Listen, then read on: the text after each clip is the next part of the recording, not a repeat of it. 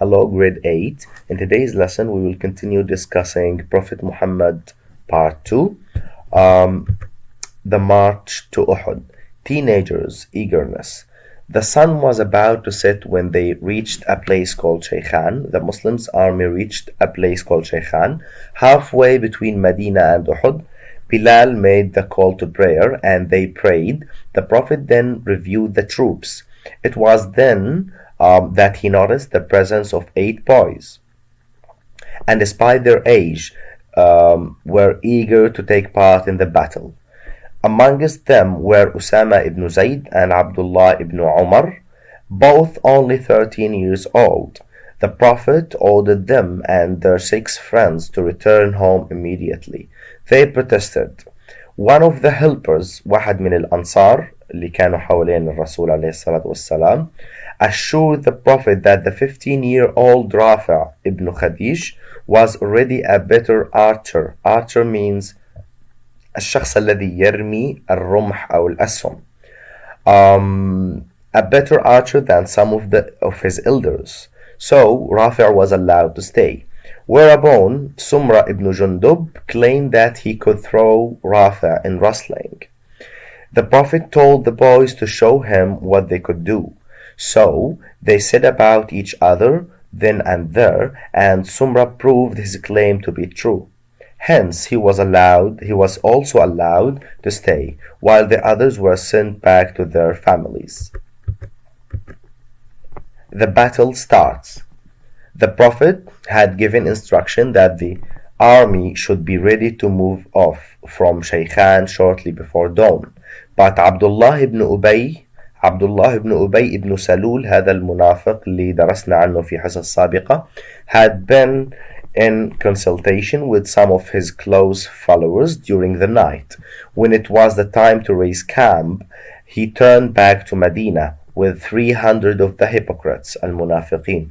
So Abdullah ibn Salul took 300 men of the Muslim army in that time, which was 1,000 fighters in that time. So he took nearly 1/3 of the Muslims' army.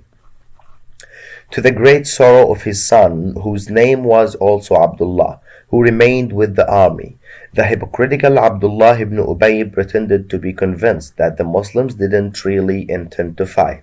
He didn't even speak to the Prophet. When he was questioned by some of the helpers, he said, "He has disobeyed me, and obeyed the immature men of no judgment. I don't see why we should lose our lives in this ill-chosen spot." Abdullah ibn Amr ibn Haram as-Sulami went after them and called out, "I enjoin you by Allah not to desert your people and your Prophet in the very presence of your enemy." But they only answered, "If we knew that you would be fighting, we would not leave you, but we don't think there will be a battle." "Enemies of Allah," he retorted, "Allah will avail his Prophet beyond any need of you."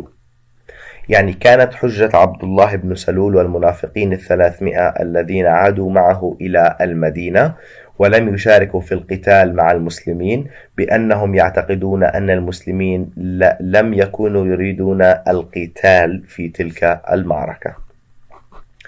The army advances. Reduced now to 700, the army advanced for a short distance towards the enemy, still under cover of the darkness. They moved to the right and made their way across a volcanic tract until they came to the narrow valley of Uhud. In the half-light of the dawn, they could see the Meccan camp ahead of them. They marched on until they were directly between the enemy and Uhud. فبدأ جيش المسلمين بالتقدم حتى بدأوا برؤية مخيم كفار مكة. بدأوا برؤية مخيم الجيش. The batch of the 50 archers. Allah's messenger now chose out his best archers. He told 50 of them to take up their position on a hill a little to the left of his main force. He put over them Abdullah ibn Jubayr. He gave them clear orders, saying, "Keep the enemy cavalry from us with arrows. Let them not come upon us from our rear. Be the tide of the battle for us or against us. Stay at this point. If you see vultures descending upon us, do not leave your post. And even if you see us overcoming the enemy, do not leave your positions." هنا الرسول اختار 50 رامي من الرماة الذين كانوا في الجيش. كانت مهمتهم الأساسية حماية مؤخرة جيش المسلمين باستخدام السهام، وكانوا يتمركزون على أعلى تلة. وأمرهم الرسول بعدم النزول أبدا حتى لو كان جيش المسلمين منتصرا. The archers leave their posts. Allah Most High sent down His help to the believers. He fulfilled His promise until the Meccans were cut off from their camp. They were clearly defeated. The Muslims had prevailed and 70 of the most valiant of the Quraysh were killed. The bulk of the Meccan forces were scattered and ran back to where the women were camped. The women lifted their dresses and took flight. When the Muslims' archers saw that the Meccans had been routed and had turned in flight, a large number of them left their posts. هنا بدأت هزيمة المسلمين في المعركة بعد أن كانوا منتصرين.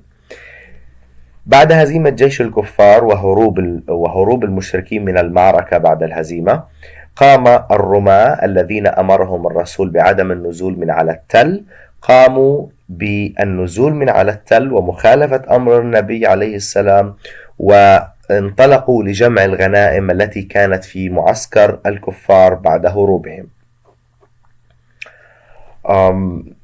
When the Muslim archers saw that the Meccans had been routed and had turned in flight, a large number of them left their posts, certain of victory.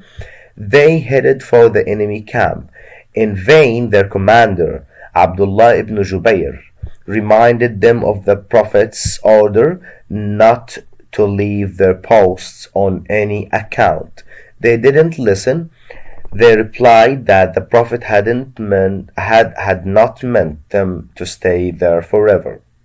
They thought that the battle was now finished and the polytheists, al-Mushrikeen, were routed. About 40 of them sped down the slope in the direction of the camp.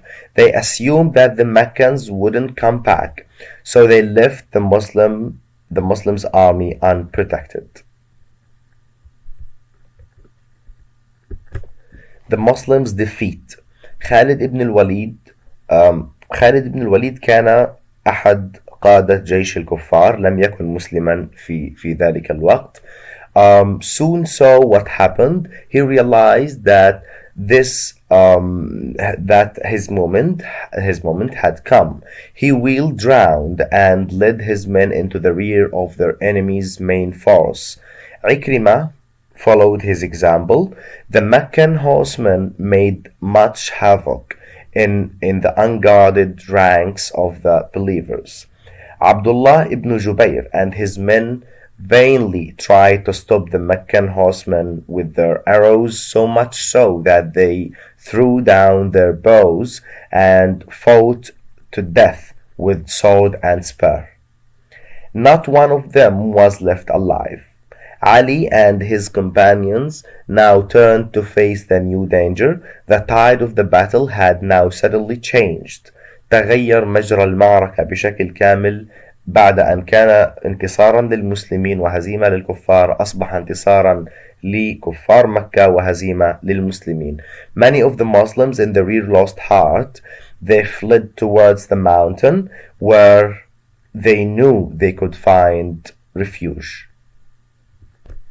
Now we finish this lesson. Try to go to the book and find the questions regarding this lesson and answer these questions, and inshallah in the next class we will give answers for these questions.